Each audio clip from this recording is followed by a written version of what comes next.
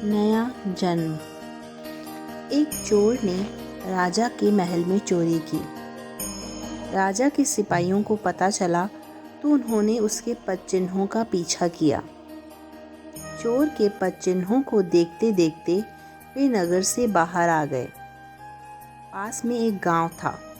उन्होंने चोर के पदचिन्ह गांव की ओर जाते देखे।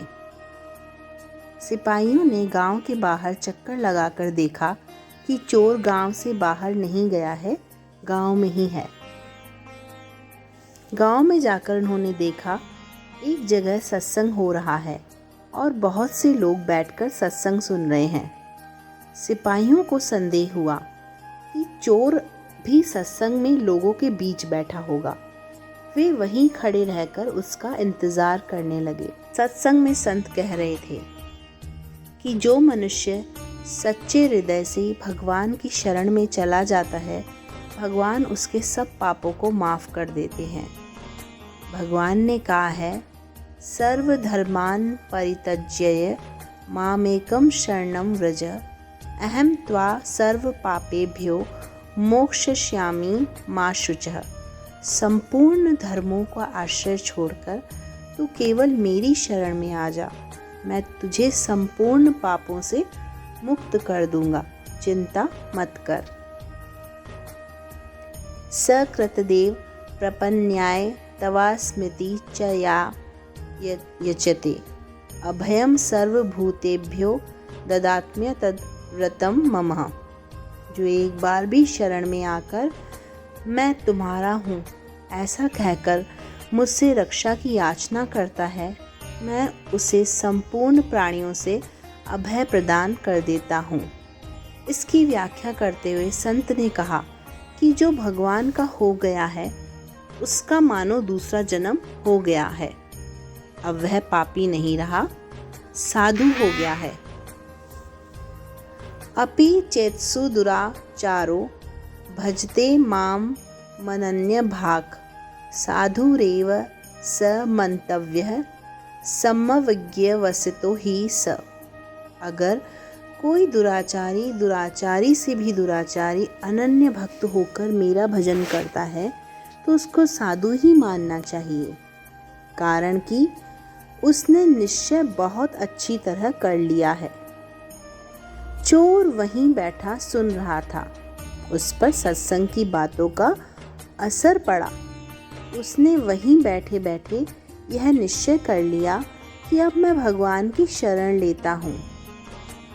अब मैं कभी चोरी नहीं करूँगा, मैं भगवान का हो गया हूँ। सत्संग समाप्त हुआ। लोग उठकर बाहर जाने लगे। बाहर राजा के सिपाही सबके पदचिन्हों को देख रहे थे। चोर बाहर निकला तो सिपाहियों ने उसके पदचिन्हों को पहचान लिया और उसको पकड़ लिया। सिपाहियों ने चोर को राजा के सामने पेश किया और कहा, महाराज, हमने चोर को पकड़ लिया है। इसी आदमी ने चोरी की है। राजा ने चोर से पूछा, इस महल में तुमने चोरी की? सच सच बताओ, तुमने चोरी किया धन कहाँ रखा है? चोर ने दृढ़तापूर्वक कहा, महाराज, चोरी मैंने नहीं की। मैंने तो इस जन्म में भी कभी चोरी नहीं की। सिपाही बोले, महाराज, यह झूठ बोलता है। हम इसके पदचिन्हों को पहचानते हैं। इसके पदचिन्हों से साफ सिद्ध होता है कि चोरी इसी ने की है। राजा ने चोर की परीक्षा लेने की आज्ञा दी, जिससे पता चले कि वह झूठा है या सच्चा।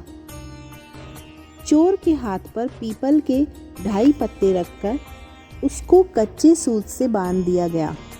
फिर उसके ऊपर गरम करके लाल किया हुआ लोहा रखा गया। उसका हाथ जलना तो दूर रहा, पत्ते और सूत भी नहीं जले। उसने लोहा नीचे फेंका तो जहाँ गिरा वह जगह काली हो गई। राजा ने देखा, इसने वास्तव में चोरी नहीं की, यह निर्दोष है। अब राजा सिपाहियों पर बहुत नाराज हुआ कि तुम लोगों ने एक निर्दोष पुरुष पर चोरी का आरोप लगाया, तुम लोगों को दंड दिया जाएगा। यह सुनकर चोर बोला, नहीं महाराज, इनको आप दंड न दें, इनका कोई दोष नहीं है, चोरी मैंने ही की थी।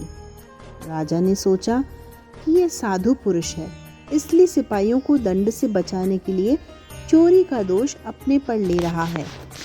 राजा बोला, तुम इन पर दया करके इनको बचाने के लिए ऐसा कह रहे हो, पर मैं इनको अवश्य दंड दूंगा। चोर बोला, महाराज, मैं झूठ नहीं बोल रहा, चोरी मैंने ही की थी। अगर आपको विश्वास ना हो तो अपने आदमियों को मेरे साथ भेजो, मैंने चोरी का धन जंगल में छिपा रखा है, वहां से लाकर दिखा दूंगा। राजा ने अपने आदमियों को चोर के साथ भेजा। चोर उनको वहां ले गया जहां उसने धन जमीन में गाड़ रखा था। चोर ने वहां से धन निकाला और लाकर राजा के सामने रख दिया। यह देखकर राजा को बड़ा आश्चर्य हुआ। राजा बोला, अगर तुमने चोरी की ही थी तो परीक्षा करने पर तुम्हारा हाथ क्यों नहीं जला? तो तुम्हारा हाथ भी नहीं जला और तुमने चोरी का धन लाकर भी दे दिया। यह समझ में नहीं आ रहा है। ठीक बताओ, बात क्या है? चोर बोला, महाराज, मैंने चोरी करने के बाद धन को जंगल में गाड़ दिया और गांव में चला गया। वहाँ एक जगह सत्संग हो रहा था। मैं वहाँ जाकर लोगों के बीच बैठ गया। सत्संग में मैंने सुना कि जो भगवान की शरण लेकर पुनः पाप न करने का निश्चय कर लेता है, उसको भगवान सब पापों से मुक्त कर देते हैं। उसका नया जन्म हो जाता है। इस बात का मेरे ऊपर असर पड़ा और मैंने दृढ़ निश्चय कर लिया कि अब मैं चोरी नहीं करूँगा। अब मैं भगवान का हो गया, इसलिए तब से मेरा नया जन्म हो गया। इस जन्म में मैंने चोरी नहीं की, इसलिए मेरा हाथ नहीं जला। आपके महल में मैंने जो चोरी की थी वह तो पिछले जन्म की बात थी। जय जय श्री राधे। तो भक्तों, इस कहानी से हमें यह शिक्षा मिलती है कि गीता में लिखे हुए प्रत्येक वचन का हमारे आज के जीवन में भी प्रासंगिक रूप से उतना ही महत्व है जितना निर्मल बहते हुए जल का हमारे जीवन में। क्योंकि जिस तरह से जल का कोई रंग, रूप, स्वाद और आकार नहीं होता, इसी तरह उस परमेश्वर की वाणी में भी कोई द्विभाव नहीं होता। आप निश्चिंत होकर प्रभु के वचनों पर भरोसा कर सकते हैं। यह वचन और कहानी श्री स्वामी राम सुखदास जी महाराज की एक पुस्तक से संग्रहित है। जय जय श्री राधे श्याम।